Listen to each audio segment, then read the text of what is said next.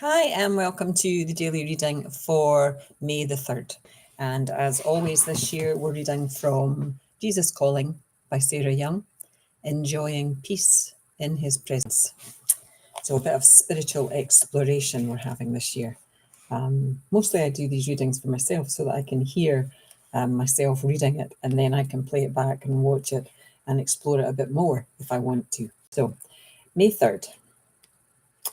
You cannot serve two masters. If I am truly your master, you will desire to please me above all others. If pleasing people is your goal, you will be enslaved to them. People can be harsh taskmasters when you give them the power over you, this power over you. If I am the master of your life, I will also be your first love. Your serving me is rooted and grounded in my vast, unconditional love for you. The lower you bow down before me, the higher I lift you up into intimate relationship with me. The joy of living in my presence outshines all other pleasures. I want you to reflect my joyous light by living in increasing intimacy with me. And this ties in with Matthew 6, verse 24. Oh, that could be verse 14. Wait a minute. Let me get that. No, verse 24. Revelations 2, verse 4.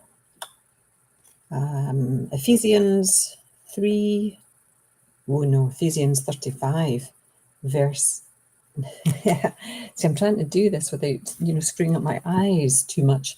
Ephesians 3, I think, verse 16 and 17, and Psalm 16, verse 11.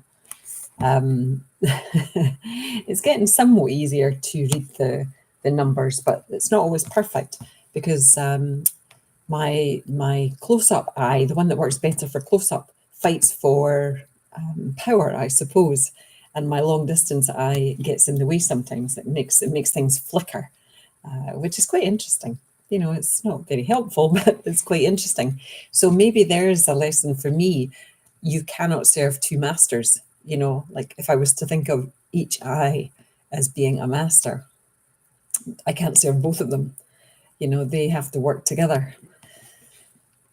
Yeah, I can't serve long distance and short distance. I have to choose to focus with them together. So there's one master. My vision will be one master.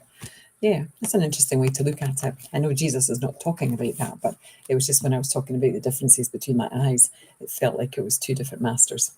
Anyway,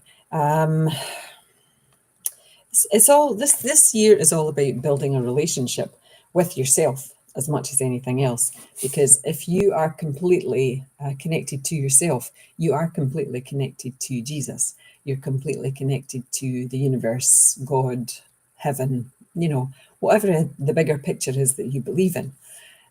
But we have to connect with ourselves first, because that's, in my opinion, and that's all I can have, that's where our Christ light lives. That's where the love lives. And we have to love ourselves first and foremost, and not in a egotistical way, not in a I'm the best thing since sliced bread way, but in a way that we fully accept everything that we are. And that can be really hard, because we're always judging ourselves. I spent part of today realizing how much I judge myself. I judge myself for judging others. I judge myself for not doing something in the way that I think it should be done. I judge myself for having a sore knee. It's my fault that I have a sore knee. There's like all this judgment that goes on. So today I was very much asking Jesus just to take it. Can you just take this judgment? I don't want to be judging me. I don't want to be judging others. I want to just give it to you. I want to bow down before you and give it all to you so that I am not dealing with it. And is that a cop-out? I don't think so. It's making a choice. I'm making a choice to be happier in my daily life. And all the worry and judgments and criticisms aren't going to help me be happy. So I'm giving it away. I'm giving it away and saying, here, deal with it, because I don't want it. And we'll see where that goes. We'll see where that goes. So there's that's nearly 5 minutes up already. Keeping it short. Actually, probably the first time I've kept it under 5 minutes for ages. But anyway, that's it done. Namaste. Love to you all. Bye now. Bye.